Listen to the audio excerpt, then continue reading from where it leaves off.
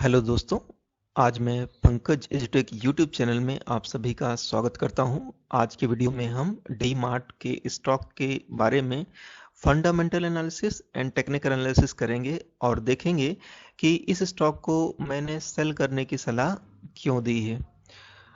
पर इसके पहले आप इस चैनल को सब्सक्राइब कर लीजिए, बेल बटन को हिट करिए, वीडियो को लाइक करिए, शेयर करिए अपने दोस्तों, मित्रों और परिवारजनों के साथ, जिससे उनको ये महत्वपूर्ण वीडियो मिल सके और वो भी जान सकें कि डी मार्ट में हमें सेल क्यों करना चाहिए। साथ ही अगर आपकी कोई क्यूरी है तो आप हमें कमेंट कर सकते हैं। तो चलिए आज का वीडियो शुरू करते हैं। आप ग्रो की वेबसाइट पे हैं और मैंने स्टॉक ओपन किया है एवेन्यू सुपरमार्ट्स। इसका करंट प्राइस है 4628 रुपीज 90 पैसे और आज की तारीख है 26 दिसंबर 2021 और मार्केट क्लोज हो चुका है। और आज के दिन इस स्टॉक ने 0.41% की गिरावट दर्ज की है। डी मार्ट को एवेन्यू सुपरमार्ट्स के नाम से जानते हैं और ये कंपनी कंज्यूमर रिटेल में काम करती है। चलिए हम इस स्टॉक की पूरी परफॉर्मेंस चेक करते हैं। 1 वीक में इसने 0.86% का रिटर्न दिया है। 1 मंथ में इस स्टॉक में 4.76% की गिरावट दर्ज की गई है। 1 ईयर में इस स्टॉक ने शानदार रिटर्न दिया है जो है 72.34%। 3 ईयर्स में इस स्टॉक ने बहुत बढ़िया रिटर्न दिया है और वो है 201.62%। 5 ईयर्स में इस स्टॉक ने रिटर्न दिया है 671.48%। तो चलिए इस स्टॉक ने तो बहुत अच्छा परफॉर्मेंस दिया है। 1 ईयर, 3 ईयर, 5 ईयर्स में इस स्टॉक ने अच्छा परफॉर्मेंस दिया है। इसके बाद भी इसमें मैं सेल करने की सलाह क्यों दे रहा हूँ, इसको मैं आने वाले वीडियो में बताऊंगा। चलिए हम इसको ओवरव्यू देखते हैं, इस स्टॉक का ओवरव्यू परफॉर्मेंस। तो आज के दिन इस स्टॉक का लो रहा है 4615 और आज का हाई है 4624।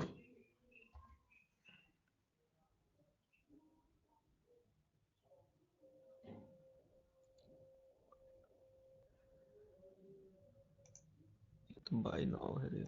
पेन वैसा है इसका, पेन और पॉइंटर, पेन और पॉइंटर बस हो गया। तो इरेजर यूज कर सकते हैं, सर्किल यूज कर सकते हैं, अंडू कर सकते हैं, क्लियर स्क्रीन कर सकते हैं, व्हाइट बोर्ड है, टेक्स्ट मेन्यू है, बस हो गया।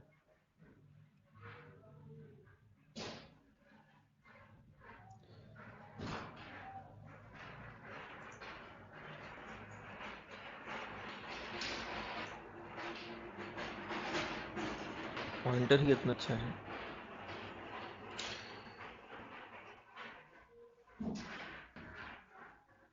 इस स्टॉक का 52 वीक लो जो है वो है 2460 रुपीज और 52 वीक हाई है 5900 रुपीज। ये स्टॉक अपने 52 वीक हाई से काफ़ी नीचे गिर चुका है। इसका ओपन प्राइस है 4674 रुपीज, प्रीवियस क्लोज 4647 रुपीज।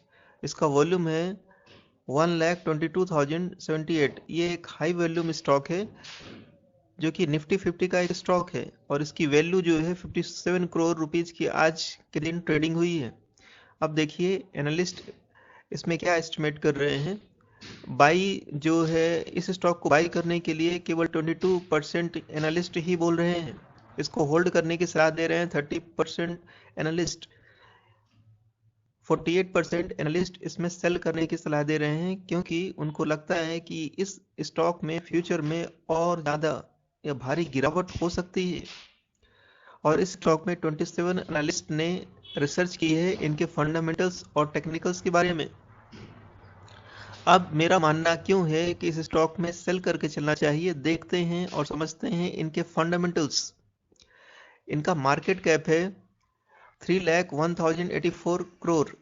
इसका मतलब ये एक लार्ज कैप कंपनी है। पीई रेशियो 275.87 रुपीज है, जो इसको भयंकर महंगा स्टॉक साबित करता है। इसका पी रेशियो देखकर आप समझ जाएंगे कि इस स्टॉक को खरीदना एक भारी नुकसानदायक सौदा हो सकता है, क्योंकि इसका पी बहुत ही ज़्यादा हो चुका है। हम उन स्टॉक्स को महंगा मानते हैं जिनका पी 20 से ज़्यादा हो, लेकिन इस स्टॉक का पी जो है 275 है, जो कि इसको बहुत महंगा बताता है। पी का मतलब होता है price to earning ratio. P तब अधिक हो जाता है तब जब अर्निंग तो बहुत कम होती है लेकिन प्राइस बहुत अधिक होता है। तो इस स्टॉक का प्राइस बहुत अधिक है और अर्निंग बहुत कम है, इसलिए इसका पी रेशियो बहुत ज़्यादा हो चुका है। ऐसी स्थिति में स्टॉक को खरीदने से आपको भारी नुकसान हो सकता है। पीबी पीबी है 24.71। ये स्टॉक अपनी बुक वैल्यू से 24 गुना ज़्यादा ट्रेड कर रहा है, जो कि दिखाता है कि यह एक बहुत महंगा स्टॉक हो चुका है। इसका इंडस्ट्री पी 36.01 का है। अगर हम डी मार्ट को इसके इंडस्ट्री पी से कंपेयर करें तो ये स्टॉक भारी महंगा साबित होता है, जिससे कि इसके फंडामेंटल्स का पता चलता है कि ये बहुत ही ज़्यादा महंगे वैल्यूएशन पे उपलब्ध है। ROE 9.45% है। किसी भी स्टॉक का ROE 15 से लेकर 20% तक हो तभी वो स्टॉक में खरीदारी करनी चाहिए, लेकिन इसका रिटर्न ऑन इक्विटी बहुत कम हो चुका है। EPS 21.04 है। डिविडेंड यील्ड इसकी कुछ भी नहीं है, जिससे कि ये एक निगेटिव संकेत देता है स्टॉक की तरफ कि ये डिविडेंड कुछ भी नहीं देता है। बुक वैल्यू जो है 196.01 है। बुक वैल्यू 196 है और ये स्टॉक ट्रेड कर रहा है 4628।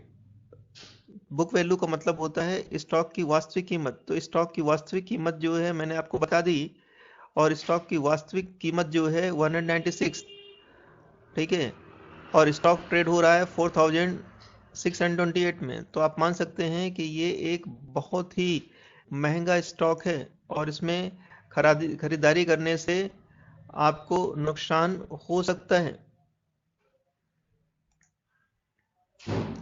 ऐसे स्टॉक से आपको बचना है। इस स्टॉक प्राइस पर आपको खरीदारी नहीं करनी चाहिए।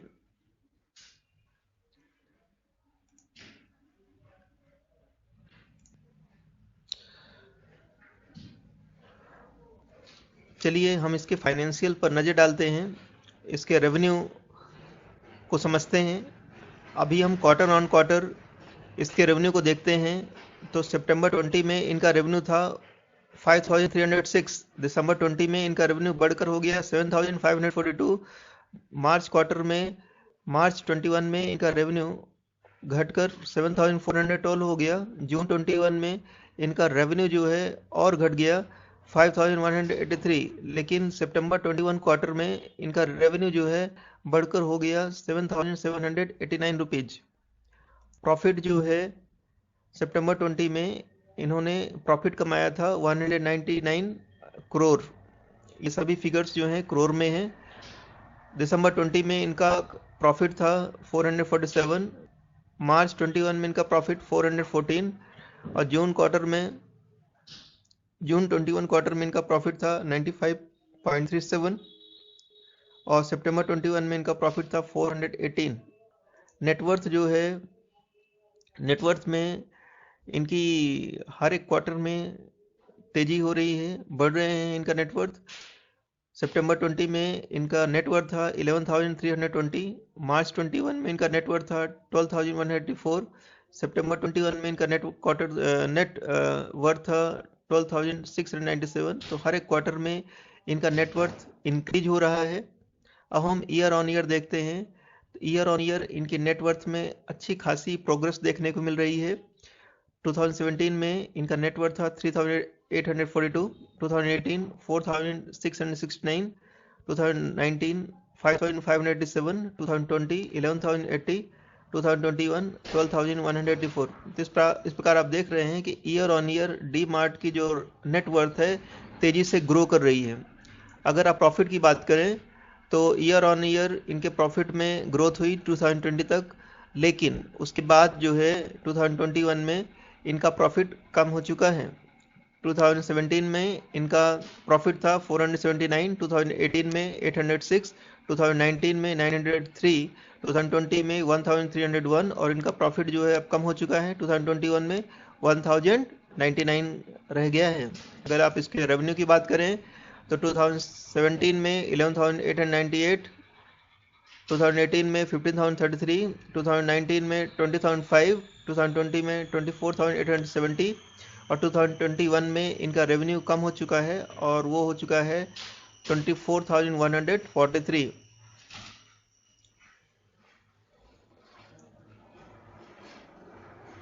चलिए इस कंपनी के बारे में जानते हैं कि ये कंपनी का कारोबार क्या है, डी मार्ट का कारोबार क्या है। Avenue Supermarts Limited is an India based company which owns and operates DMart stores. तो ये डी मार्ट स्टोर्स के नाम से बिजनेस चलाते हैं और ये इनका कारोबार केवल भारत देश में ही है। D-Mart is a supermarket chain that offers customers a range of home and personal products under one roof. Each D-Mart store stocks home utility products including food, toiletries, beauty products, garments, kitchenware, bed and bath linen, home appliance and others. The company offers its product under various categories such as bed and bath, dairy and frozen fruits and vegetables, crockery, toys and games, kids apparel, ladies garments, apparel for home and personal care, daily essentials, grocery and staples and D-Mart brands. D-Mart has a presence in over 1010 locations across Maharashtra, Gujarat, Andhra Pradesh, Madhya Pradesh, Karnataka, Telangana and Chhattisgarh. The company has multiple stores in cities such as Mumbai, Ahmedabad, Baroda, Bengaluru, Hyderabad, Pune and Surat. Parent organization Avenue Supermarts limited, ये company स्थापित हुई तो 2000 में, इसको 21 साल पूरे हो चुके हैं। Managing director mister Ignatius Noronha, NSC symbol है इसका डी मार्ट। इसके शेयर होल्डिंग पैटर्न पर अगर नजर डालें तो प्रमोटर्स की इसमें सबसे ज़्यादा होल्डिंग है, वो है 74.99% की होल्डिंग। फॉरेन इंस्टीट्यूशन 9.95% की होल्डिंग, रिटेल एंड अदर्स की होल्डिंग है 8.39।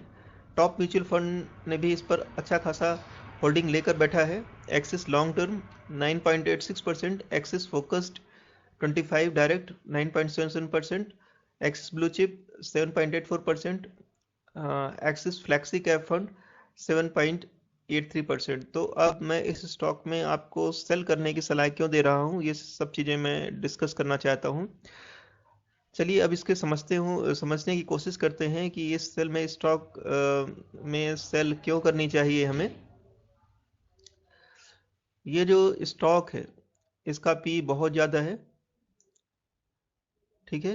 तो ऐसे स्टॉक में जो है हमें निवेश नहीं करना चाहिए जो कि इतने हाई वैल्यूएशन पे उपलब्ध हो। साथ ही इसका पी भी बहुत हाई है।